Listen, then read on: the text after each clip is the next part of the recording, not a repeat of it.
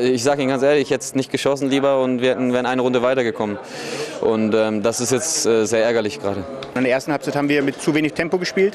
Das hat der Trainer nachdrücklich in der Halbzeit angesprochen und ich glaube, das hat Wirkung gezeigt. Und die Mannschaft hat dann eben auch deutlich besser nach vorne gespielt. Wir haben daran geschnuppert, wir haben ein bisschen daran oder schon stark daran geglaubt, dass wir es jetzt auch in der zweiten Halbzeit schaffen können, so eine kleine Überraschung zu sorgen.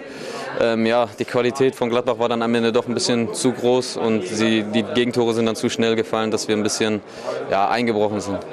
Zweite Halbzeit haben wir das Tempo erhöht, schneller gespielt, präziser gespielt und einfacher gespielt.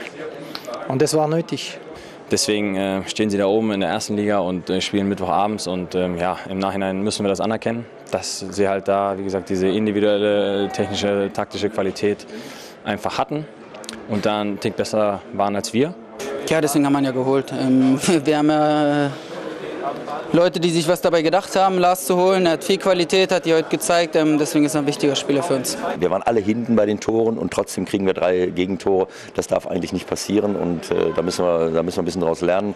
Aber ich mache der Mannschaft überhaupt keinen Vorwurf. Vielleicht ist das Ergebnis mit 1, 2 Toren zu hoch ausgefallen, denn so viel schlechter waren wir jetzt nicht. Das waren individuelle Unterschiede oder individuelle Klasse, die einen Unterschied ausgemacht hat.